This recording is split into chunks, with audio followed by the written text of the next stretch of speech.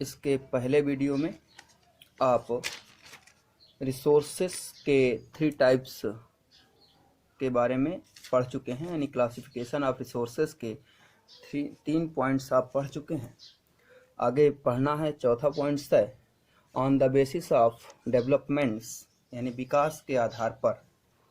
तो डेवलपमेंट के आधार पर या विकास के आधार पर रिसोर्सेस को 4 भागों में बांटा गया है, जिसमें पहला है संभावी संसाधन, यानी कि potential resources.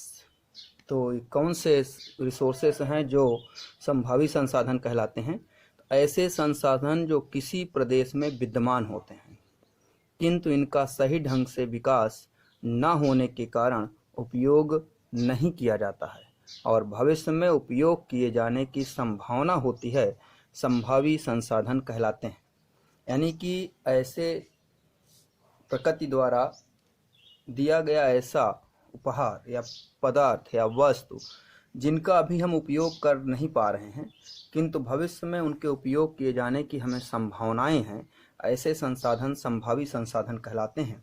Resource that exist in a state but are not used due to lack of proper development and likely to be used in future called in potential resources. जैसे एग्जाम्पल्स है कि जो अपना राजस्थान एंड गुजरात स्टेट हैं, इस area में solar energy and जो wind power है या विंड एनर्जी है, इनकी अपार संभावनाएं हैं, लेकिन अभी तक ऐसी टेक्नोलॉजी डेवलप ना होने के कारण हम इनका उपयुक्त तरीके से उपयोग नहीं कर पा रहे हैं। तो भविष्य में ऐसी संभावनाएं हैं कि हम यहाँ से या इन क्षेत्रों में solar energy and wind energy का डेवलपमेंट करेंगे या इनका उत्पादन करेंगे। इसका सेकंड पार्ट है विकसित संसाधन या डेवलप्ड रिसोर्सेस। तो डेवलप्ड रिसोर्सेस क्या होते हैं?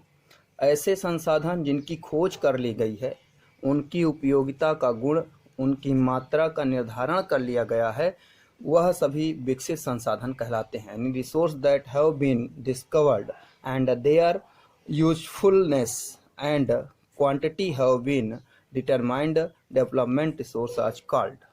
यानी कि जिनको हमने खोज लिया है, उनकी उपयोगिता, उनका गुण, उनकी मात्रा का निर्धारण कर लिया है, वो सभी विकसित संसाधन या डेवलप्ड रिसोर्स कहलाते हैं। थर्ड नंबर है भंडारित संसाधन, यानी स्टोरेड रिसोर्सेस।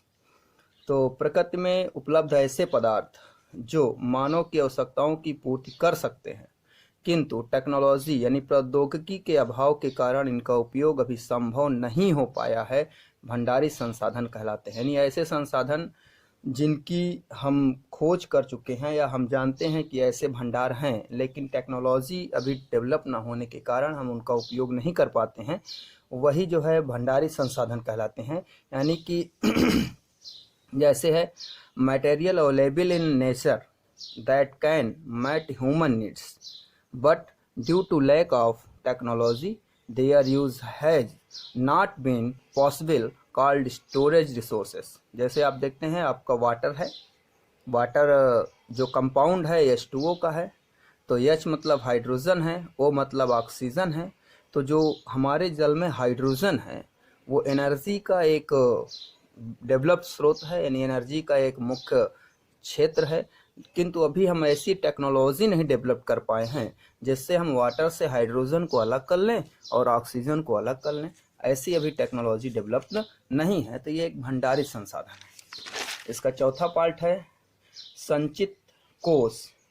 यानी कि संचित कोष का मतलब होता है कि एक्यूमुलेटेड फंड्स रिसोर्स है। तो ऐसे संसाधन जिनका उपयोग भविष्य की आवश्यकताओं को देखते हुए अभी आरंभ नहीं किया गया है, वो संचित कोष संसाधन कहलाते हैं। यानी कि हमारे पास संसाधन हैं, हम उनको जानते भी हैं, किंतु अभी हम उनका उपयोग नहीं कर रहे हैं, भविष्य में उनकी ज़रूरत हो सकती है, इस आधार पर उनका उपयोग अभी नहीं कर रहे हैं। यानी resource that have not been started at in view of future requirements are called accumulated funds resource. ठीक है ना, समझ आ गया।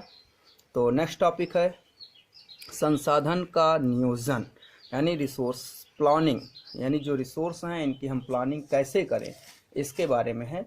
तो इनकी ये बारे में आपको समझना है कि ये जो जितने भी रिसोर्स हैं ये नेचुरल हैं, यानी ये प्रकृति के देन हैं, और संसाधन जिस प्रकार मनुष्य के जीवन के लिए आवश्यक हैं, अभी आपको बताया गया था संसाधन वही हैं जो हमारे जीवन की क्रियाओं को सरल बनाते हैं, उसी प्रकार यह भी जरूरी है कि हम उनकी जो गुणवत्ता है, जो उनकी क्वालिटी है, उसको उसी तरह मेंटेन रखें। तो इस समय जो हमारा ह्यूमन समुदाय है, मानव समुदाय है, वो इन सभी रिसोर्स का अंधाधुंध उपयोग कर रहा है, यानी कि अविवेकपूर्ण तरीके से उपयोग कर रहा है, जिसके कारण कुछ समस्याएं उत्पन्न हो रही हैं, यानी कुछ प्रॉब्लम तैयार हो रही हैं। वो कौन कौन सी प्रॉब्लम है? जैसे पहला है लैक ऑफ रिसोर्सेस, यानी संसाधनों का ह्रास। सेकंड है कि जो हमारे रिसोर्स हैं वो हमारी कम्युनिटी के कुछ ही लोगों के पास बढ़ जाते हैं, दो ही हिस्सों में आ जाते हैं, यानी एक कम्युनिटी, जैसे कहें कि the divide of the society into two parts due the resource coming into the hand of some people of the society, यानी सोसाइटी के कुछ समुदायों के पास ही केंद्रित हो जाते हैं। जैसे हमारी जो सोसाइटी है वो दो भागों में बढ़ जाती है। जैसे पहला है संसाधन संपन्न, यानी रिसोर्सफुल या रिच कह दें। दूसरा है संसाधनहीन, यानी रिसोर्सलेस हो जाते हैं, जिन्हें हम पुअर कह सकते हैं, गरीब कह सकते हैं। और तीसरी समस्या है वैश्विक पारिस्थितिकी संकट, यानी ग्लोबल इकोलॉजिकल क्राइसिस। तो जो ग्लोबल इकोलॉजिकल क्राइसिस है उसमें कई प्रकार की समस्याएं हैं, जैसे है भूमंडलीय तापन, यानी ग्लोबल हीटिंग, ओजोन परत का क्षय, यानी ओजोन लेयर डिग्रेडेशन, पर्यावरण प्रदूषण, यानी इन्वायरमेंट पॉल्यूशन, भूमि निम्नीकरण, यानी कि लैंड डिग्रेडेशन। तो ये कुछ प्रॉब्लम तैयार हो रही हैं। इनके लिए जरूरी है, यानी इन संसाधनों का दोहन ऐसे ही अगर हम करते रहे तो यह हमारी सृष्टि के लिए, हमारी पृथ्वी के लिए खतरनाक हो सकते हैं। इसलिए जीवन का अस्तित्व बनाए रखने के लिए इन संसाधनों का एक योजना, यानी एक प्लानिंग के तहत उपयोग किया जाना चाहिए। और इसे हम कहते हैं कि अगर हम किसी प्लानिंग के तरह रिसोर्स का उपयोग करेंगे तो उसे हम कहेंगे उसे हम कहेंगे कि सस्टेनेबल डेवलपमेंट्स या सतत पोषणीय विकास, यानी हम अपने रिसोर्स को सस्टेनेबल डेवलपमेंट की तरह इनका उपयोग करें। यानी सस्टेनेबल डेवलपमेंट का तात्पर्य है कि संसाधनों का उपयोग करने की आवश्यकता और भविष्य के लिए उनके संरक्षण में संतुलन बनाए रखना, यही सतत पोषणीय विकास कहलाता है। यानी the need to use resources and balance their conservation of the future in called sustainable development. दूसरी तरह अगर कहें कि हम अपने पर्यावरण को बिना नुकसान पहुंचाए जो संसाधन है उनका इस प्रकार उपयोग करें कि वो हमारे भावी पीढ़ी के लिए विद्यमान रहें या बचे रहें, यही सतत पोषणीय विकास कहलाता है। यानी हम अपने संसाधनों का उपयोग इस प्रकार से करें कि हमारे पर्यावरण को नुकसान भी ना हो और जो हमारी भावी पीढ़ी है उसके लिए वह रिसोर्स बचे रहें। यानी कि इनको अगर कहें कि continue the current growth rate keeping future generation in mind without harming the environments. तो इस प्रकार से अगर देखें तो संसाधन या रिसोर्स के आपको मुख्यतः अगर कहें तो जो क्लासिफिकेशन है वो 4 प्रकार से बताए गए थे।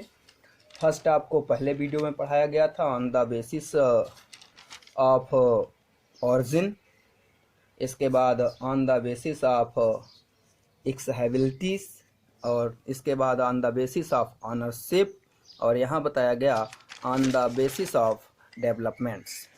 इसके अलावा संसाधन नियोजन, यानी कि संसाधन नियोजन यानी जो रिसोर्स हैं उनकी प्लानिंग कैसे करें। तो इसमें रिसोर्स की 3 समस्याएं बताई गई कि अगर हम इनका अनियंत्रित तरीके से, अनियमित तरीके से इनका दोहन करेंगे तो जो समस्याएं हैं वो हैं संसाधन का ह्रास, यानी जो रिसोर्स लैक ऑफ रिसोर्स होगा, और हमारी जो सोसाइटी है वो दो कम्युनिटीज़ में बंट जाएगी, जैसे है एक रिसोर्सफुल और एक रिसोर्सलेस, यानी कि एक रिच और एक पुअर। और थर्ड है वैश्विक पारिस्थितिकी संकट, ग्लोबल इकोलॉजिकल क्राइसिस, इसमें ये समस्याएं हैं। ग्लोबल हीटिंग है, ओजोन लेयर डिग्रेडेशन है, इन्वायरमेंट पॉल्यूशन है और लैंड डिग्रेडेशन है। यानी इसके लिए ज़रूरी है कि हम सस्टेनेबल डेवलपमेंट करें। सस्टेनेबल डेवलपमेंट का मतलब है कि हम पर्यावरण को बिना नुकसान पहुंचाए इन संसाधनों का, रिसोर्सों का ऐसा डेवलप करें कि वो भावी पीढ़ी के लिए संरक्षित रहें।